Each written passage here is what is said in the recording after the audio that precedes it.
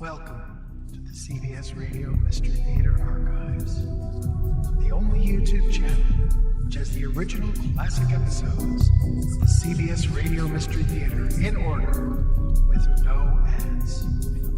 Thank you for listening, and now, enjoy the show.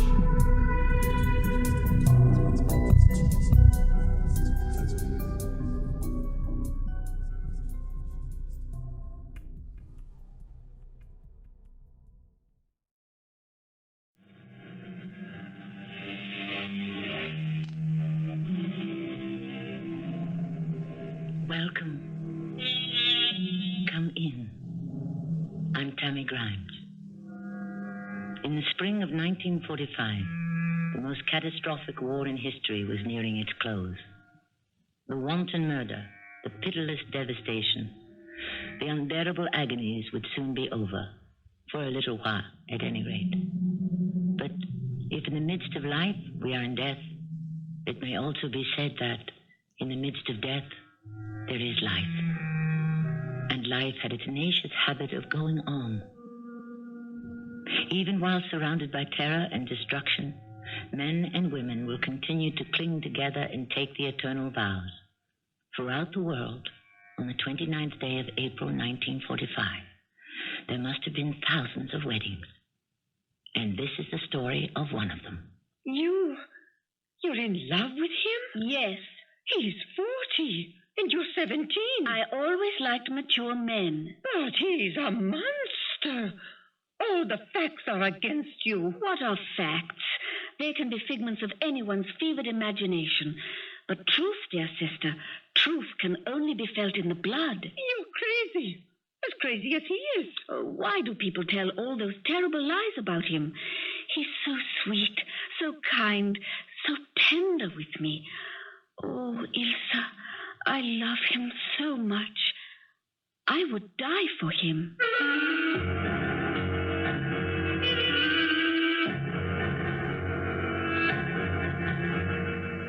Our mystery drama, Adolph and Eva, was written especially for the Mystery Theater by Sam Dan and stars Roberta Maxwell and Louis Turenne.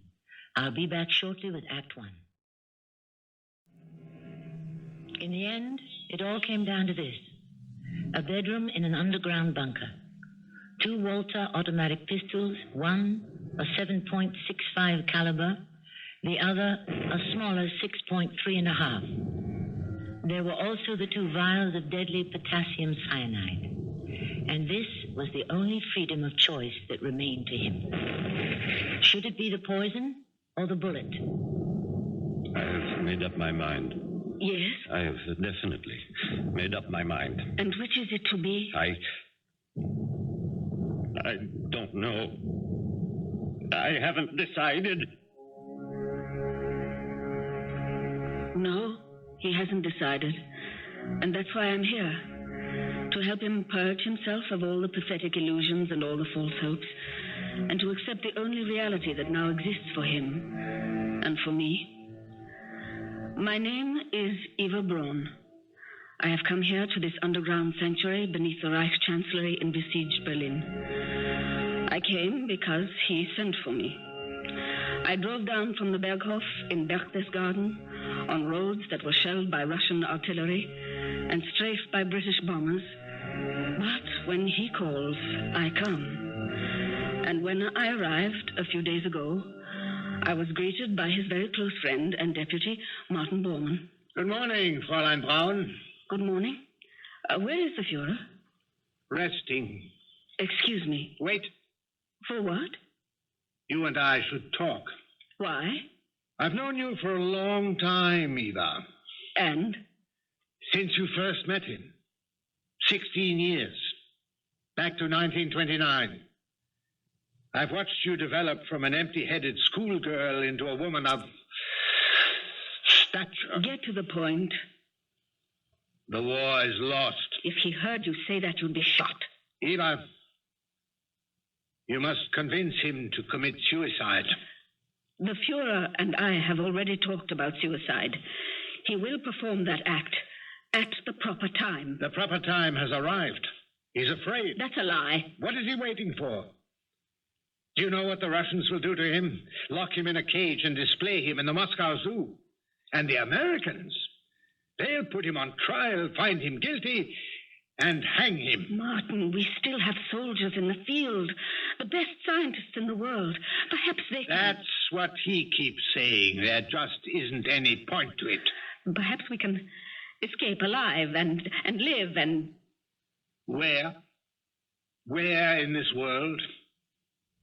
Besides, he has to die. Why?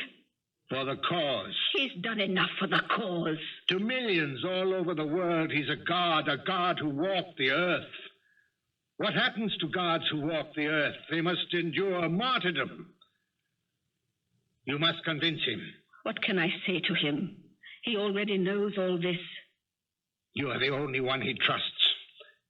Give him the courage, Eva. There's almost no time left. And so we sit in the bunker beneath the chancellery.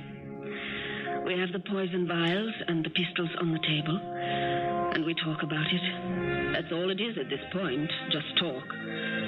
Sometimes he thinks I'm no longer in the room, even while he's staring at me. Eva, Yes, where are you? I'm here. I don't believe it. Hold my hand.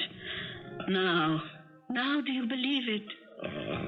Mein Schatterl, mein Taschel, mein Taschel.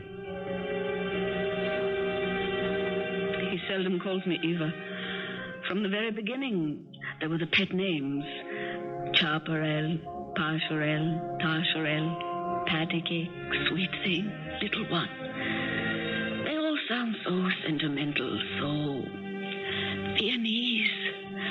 And he would also call me Veverel or Effie, all of which are variations of Eva. But I never had a nickname for him.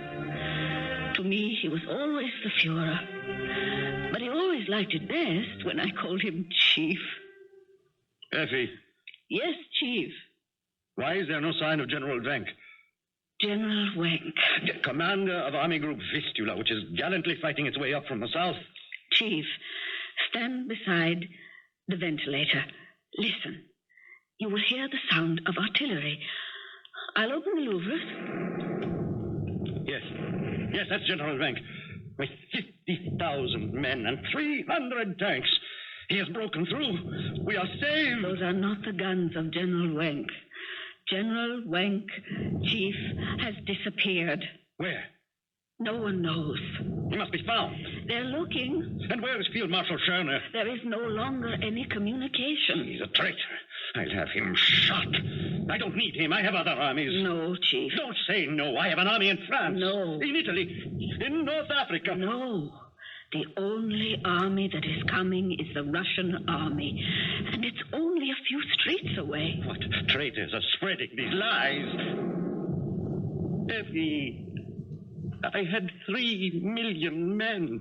All that is left, a few thousand Volkstrom, a handful of oldsters and youngsters. No. Yes.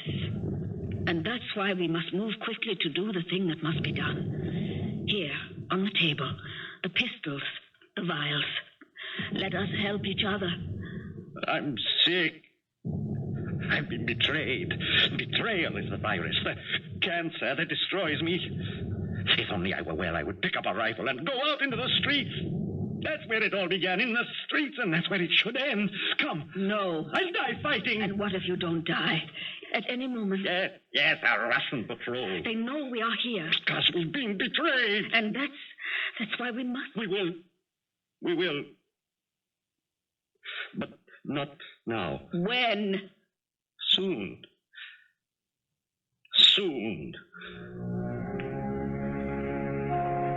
He keeps putting it off. But for how much longer? Perhaps he is afraid to die. But he is even more afraid to live. I see now that he wants me to do it for him. That's why I was sent for. And why I'm here. None of the others. Not Bormann, not Goebbels, none of the SS. None of them wants to be the one to do it. All of them are afraid of him. But I was never afraid of him. Never. Not even at the very beginning.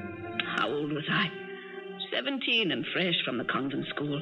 I remember the look on my sister's face when I came home. I was so excited. I had found a job, my very first job. Where did you say this job was? In Heinrich Hoffman's studio. Oh, did you hear that, Papa? Our little Eva is posing for an artist. He's not an artist. Oh, then what kind of studio is it? It's a photography studio. Is that the Heinrich Hoffman on the Schellingstrasse? And what if it is? That's where all those Nazis hang out. Who are the Nazis? Kooks. They wear those swastika armbands. Is that so? Well, I met some and they seemed all right to me. Oh, you'll meet them all at Heinrich Hoffman's. I hear he's the official photographer for the Nazi party. Even Hitler has his picture taken there. Who? Hitler? Adolf Hitler? Oh, I met him today. He came into the shop. Hoffman introduced us. He's unbelievably handsome. And his eyes. He looks at you and you just get lost in those eyes. I don't like the idea of your working there, Eva. And why not? He has a reputation, that Herr Hoffman. What sort of reputation? He hires young, pretty, unspoiled girls like you. Do you realize this is the first time you ever said I was pretty? They say Hitler likes innocent girls.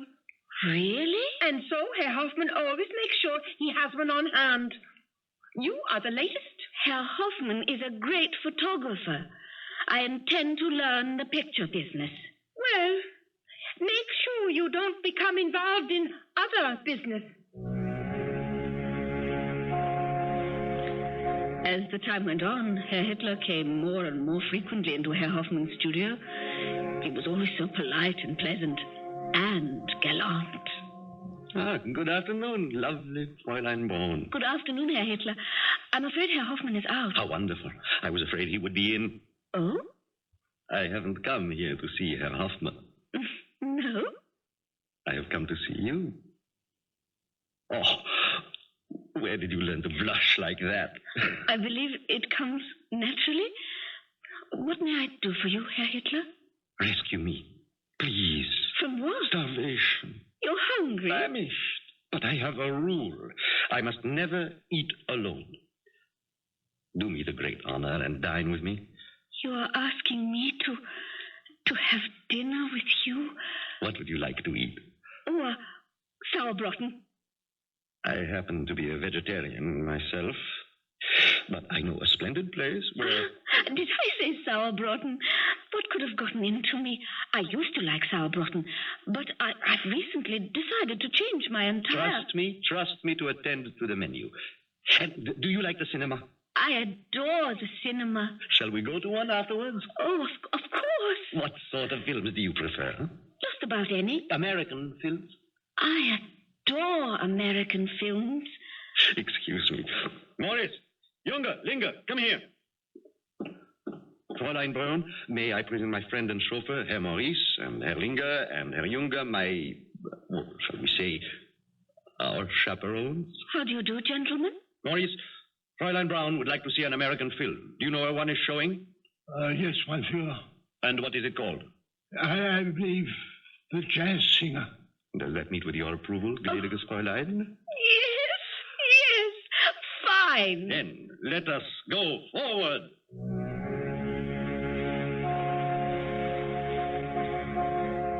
Did Adolf Hitler and Eva Braun see a film on their very first date? They could have. Did they actually see Al Jolson in The Jazz Singer? Well, no one has seen fit to preserve the ticket stubs. But here's what we do know. There is a photograph of Eva Braun in blackface. She is dressed in a tuxedo, and she is doing an Al Jolson imitation. We do know that she performed it several times at dinners and parties for Hitler's benefit, and he loved it. So why not? It is with threads like these that historians weave the tapestry of history. We shall return to the loom shortly. Braun was a school teacher in the city of Munich. Thanks to an inheritance, he was quite well off. But the true treasure possessed by Herr Braun and his wife consisted of their daughters, 3 attractive, intelligent, and lively young ladies. In the year 1932, Gretel, the youngest, was still at school. Ilse, the eldest, worked in the office of a brilliant doctor. And, of course, she was madly in love with him. And middle daughter Eva had already captured the heart of Germany's man of destiny, Adolf Hitler. But long before that, he had captured mine. He had such, I can only call it a Viennese way with women. And millions of women were madly in love with him.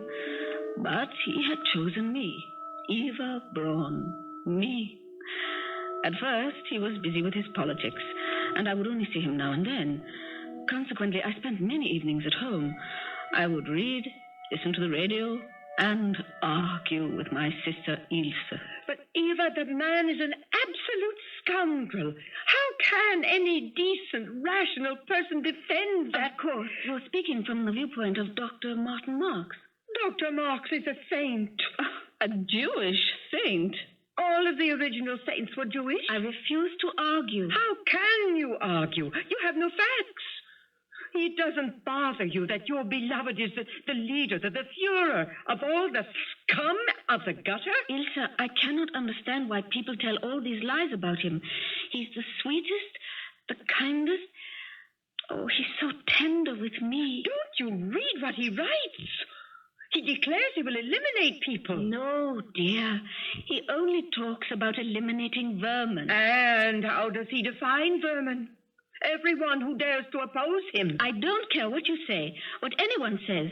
I only know he's right. Why is he right? Because he says so. Oh, you're a fool. You're the fool. You're the one who's out of step with the German people. Eva, how can you give yourself to such a monster? We were bitterly divided, Ilse and I, but we were still sisters. Actually, it was a charade.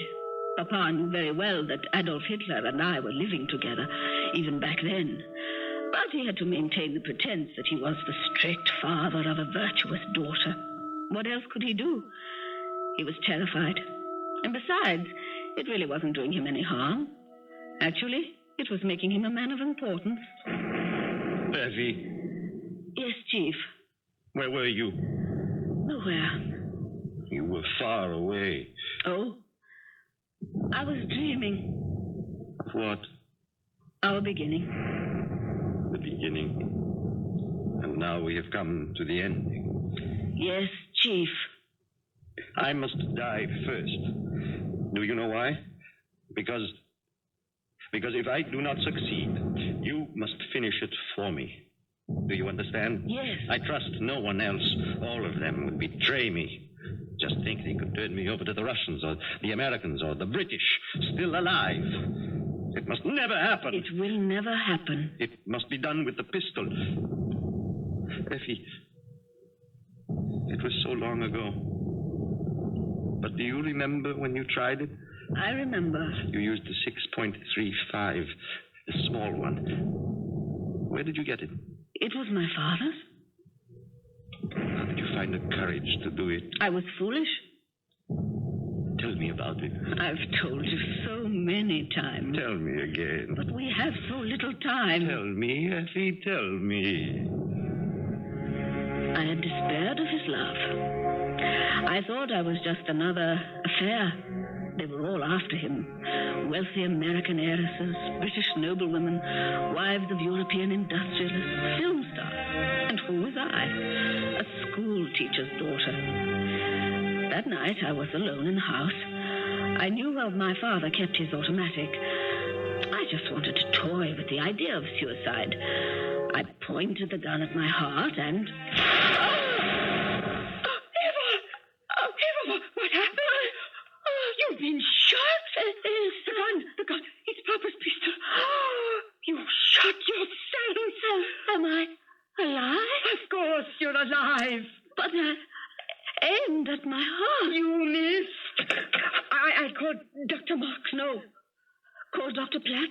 I know Marx is a great doctor. I never heard of this. Dr. Platt is a good friend of Herr Hoffman's, and Hoffman will see that Hitler is told about what I did. If this Dr. Platt is a friend of Hoffman's, that means he's a Nazi.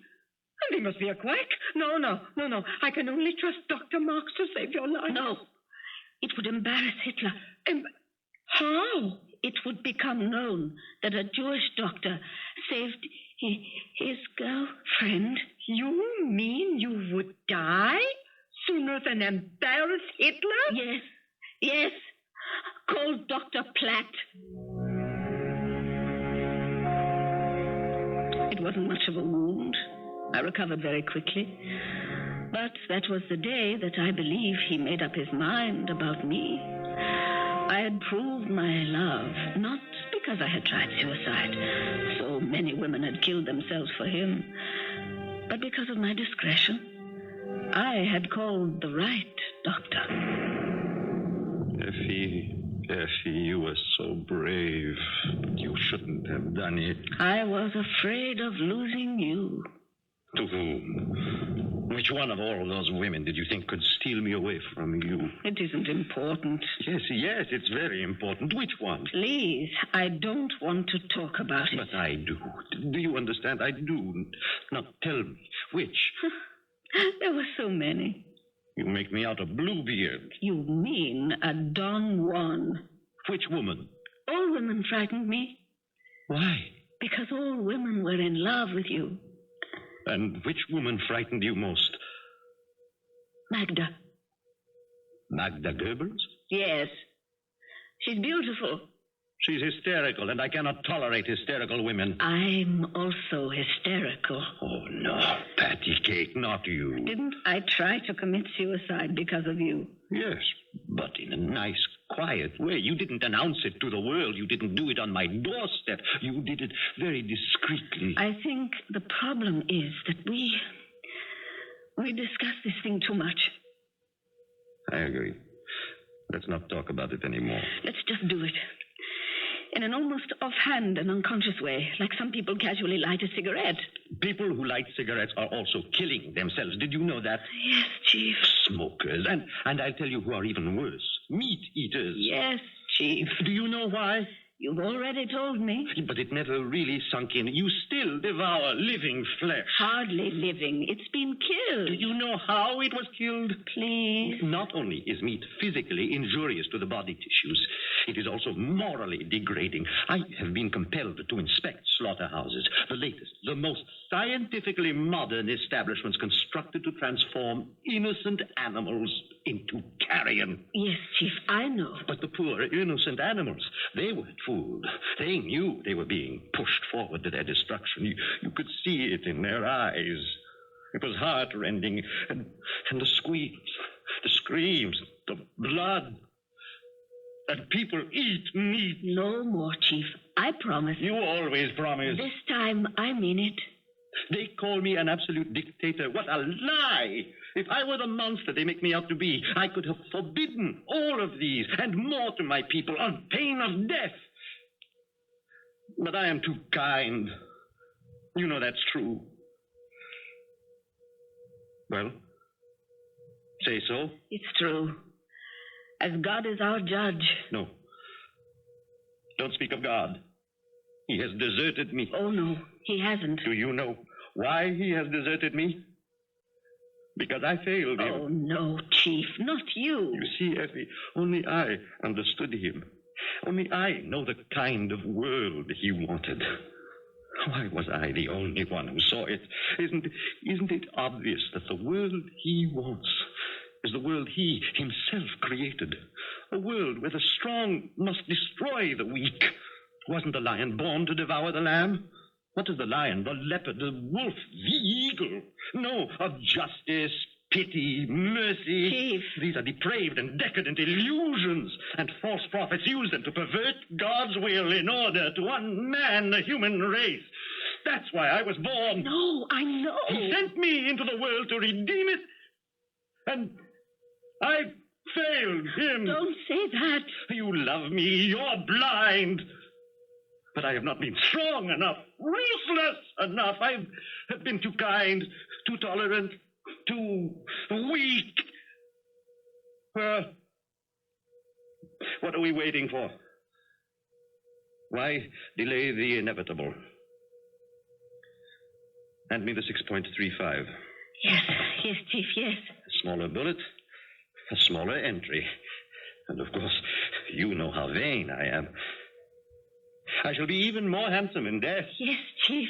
No more ado, no more conversation. Join me, Effie. Join me after you make sure that I... Yes, Chief.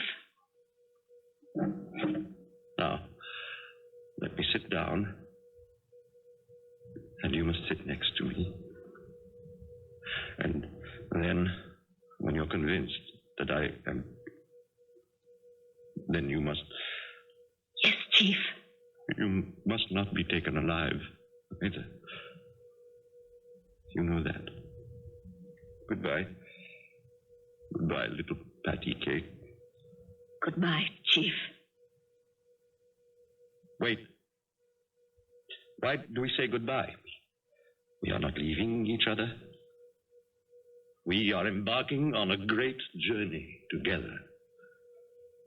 Is that not so? Oh, yes, yes.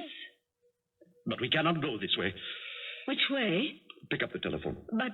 At once. Tell them I want to see Martin Bormann. But why do we need Martin Bormann? Do as I command. And once again, the thing is being put off.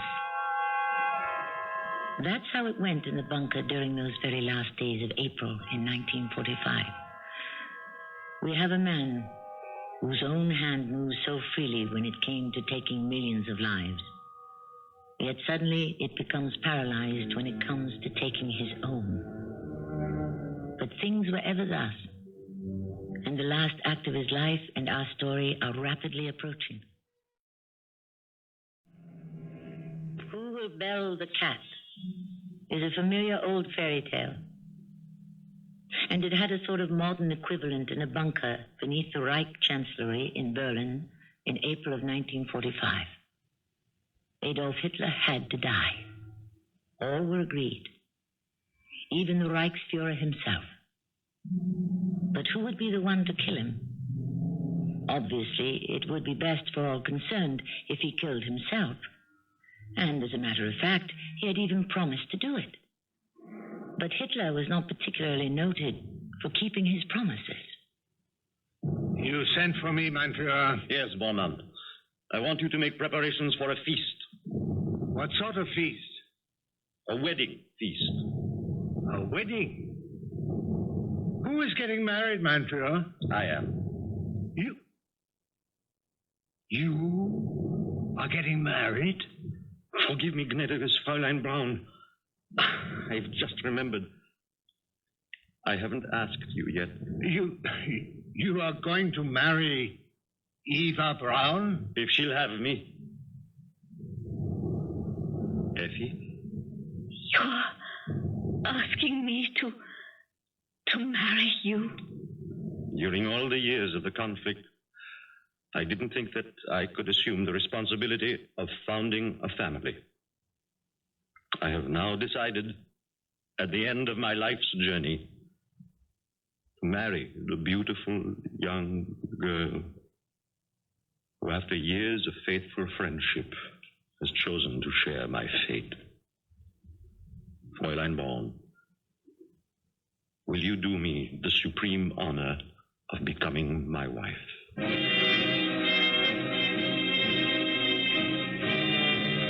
Now I could die happy, fulfilled, and victorious.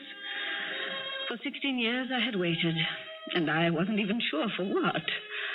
I was, after all, a kept woman, a mistress. I had no position, no status. I was humiliated, snubbed, and mocked, even by my own sister. Ilse never stopped her steady drumfire of criticism. In the first place, Eva, he's an old man. He's in the prime of life. For you, he's an old man. There's 23 years difference between you. Please, let me alone. One day he'll get tired of you. He'll cast you aside. And who will want you? What will become of you? I don't care. I love him. Do you love him enough to go to hell for him? Because you will, you know. You are living in sin. And now I am vindicated. I am going to become Frau Hitler. And so we ordered food and champagne. We would have a party. Besides Bormann, there was Joseph Goebbels, General Krebs, General Bergdorf, axeman of the Hitler Youth, and the SS Guards, and the women. Constanza Manziarli, the cook, Gerda Christian, one of the secretaries, and, of course, Magda Goebbels. The women were very subdued. They were all madly in love with him, and this was certainly a sad day for them. Magda Goebbels gave me a thin, wintry smile, and in a voice that almost bubbled with acid, said, My darling Effie, I'm so happy for you. Thank you, Magda. Ladies and gentlemen, what do you think of my beautiful bride? Martin. She is the luckiest woman in Germany. In the world. And why is there no music and no champagne? Who chose that record? Bormann, you scoundrel. You know everything. Yes, that was always her favorite. T for two. I used to play it in hopes that he would take the hint. Herr mein Führer, the time is passing. No, that's wrong. Time stands still. We pass. We should have the ceremony as soon as possible. The Russian patrol. Don't pollute the air with the words Russian patrols. Who will perform the marriage? Shall we send for a priest? No priest. But, Chief, I always wanted... I want to be married by a justice of the peace. Who knows a justice of the peace? Joseph and I were married by a justice of the peace, mein Führer. I remember. And an excellent sort of fellow he was, too. What was his name? Wagner. Walter Wagner. An excellent name as well. I want him. Martin, have him brought here. Yeah, but, mein Führer, it isn't easy to find anyone in the city under the present conditions. Bring him here. But there is so little time. I am still the Führer. I still command. They found him. And so we had the magistrate, the bride, the groom, the wedding guest. But something was missing. The rings. We wanted to give each other a plain gold ring. But where would we get them? Magda Goebbels spoke up. My darling Eva, he'd take mine, use it. No, thank you. But I would consider it an honor. No, thank you again. But you cannot get married without the ring. It just isn't being done. I want my own ring. My own ring. Is it too much to ask for? All my life I've looked forward to this day. Is it too much to ask? Bormann. Yes, mein Führer. Get 2 golden rings. But where can I find... You know where. Yes, mein Führer. At once. Where would he be able to find? And then, suddenly I knew. Upstairs in the chancellery, there was a private Gestapo treasury. It was filled with money and jewels that had been taken from those who had been sent to the concentration camps. Are you, Adolf Hitler, mein Führer, willing to take Eva Braun as your wife? I am. And you, Fräulein Eva Braun, are you willing to take Herr Adolf Hitler as your husband? I am. Since both parties have signified their consent, I hereby proclaim this a valid and legal marriage. And there it was, finally. My wedding day, or night. It had taken us 2 days to get married. The ceremony had begun just before midnight of the 28th. It wasn't completed until a few moments later, in the very first hour of the 29th. There was dancing and champagne. Everyone was chatting and laughing and having a wonderful time. We all seemed to forget the war was raging out of control all around us. The chief and I retired for the night, our wedding night, and everyone thought we would then end our lives. But when we woke late that morning, we dressed, ate breakfast, and then we sat at the table and looked at the pistols, the poison, and at each other. I have decided, Effie. We must not use the pistol. You are too beautiful. Very well. The vials, then? Yes. They work instantly. It's over before you know it. All over. Unless... Unless? Wait. What is it? I must find out. I want Martin Bormann. Bormann again. Why? I'll find out. Martin, these vials of poison, the potassium cyanide, where did we get them? Oh, you're positive. Very well. I thought so. Do you know who supplied us with the poison? No. Yes. Does it make any difference? All the difference in the world. Himmler. Well? Don't you see? Himmler. How can we trust him? He's plotting against us. But what does that mean? Suppose they were not poison.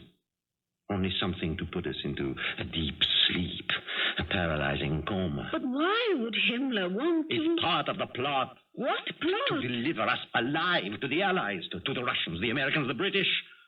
How do we know it's truly poison? How can we find out? Chief, it doesn't seem likely. Oh, you're a child. You're a child. You know nothing of the world. How base, treacherous people can be. But what are we going to do? There's a way to find out if it's really and truly deadly cyanide potassium poison. Yes? Blondie. Blondie? My faithful Blondie. But she just had puppies. I know. Poor little things. But it will be for the best. This will not be a kind world when we are gone, Eva. How can you kill this wonderful animal? Don't you think it tears at my heart? But it's the only way. The only way. Besides, Blondie would not care to live without me. She was a big wolfhound. There were times when I actually thought he loved her more than anything or anyone in the world. Even me. He picked up the telephone. His voice was hoarse with grief. His eyes were filled with tears as he ordered Bormann to feed a vial of the poison to Blondie. Bormann, the only one he really trusted. After a while, the telephone rang. Yes? Oh, thank you. Thank you, Martin. She's dead. I feel like a murderer. Now that we know, it is really poison, Yes. Now that we know. Oh, Effie. How dearly we have bought that knowledge. What a terrible price we paid for it. It will be quick, and there will be no pain. It's getting very late, Chief. Late? Yes? Mein Führer. Speak to me, Martin. Frau Hitler. What is it? News has come over the radio. Mussolini is dead. Oh, what happened? He was murdered. By whom? They say his own people. Mussolini and his mistress, Fräulein Clara Petacci. They were... the Americans have a good word for it. Lynched. That, of course, was his way of telling us to hurry, to remind us of what was in store. It had to be done. I looked at mein Führer. He was sunk in his chair, and suddenly I didn't recognize him anymore. Who was this ravaged-looking elderly man? His hands were shaking. His eyes were glazed. This wasn't the vigorous, forceful figure I had fallen in love with. What had become of him? Where had he gone? Effie. What was he trying to tell me? Effie, we, you and I, We will triumph. I still have time to become the man God wanted. I can still rule his world as his faithful viceroy. We shall begin all over, Effie, all over again. And then I knew that it had to be done, and that I had to do it. And now, he was staring straight ahead. I reached for the 7.65 automatic. I pointed it at his temple. He didn't even look at me, for which I was grateful. He kept speaking of the glorious future. We shall rise from here, Effie. We shall rise from here and conquer again.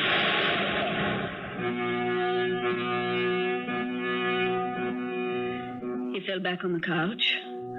I dropped the pistol. I opened one of the vials. I swallowed the poison. I noticed his mother's picture on the table. I picked it up and placed it on his chest. And then I sat down next to him with my head on his shoulder. For 33 years, I was Eva Braun. For almost 2 days, I was Eva Hitler. I was a maid. I was a wife. And now I am a widow. And soon I shall be nothing and nobody.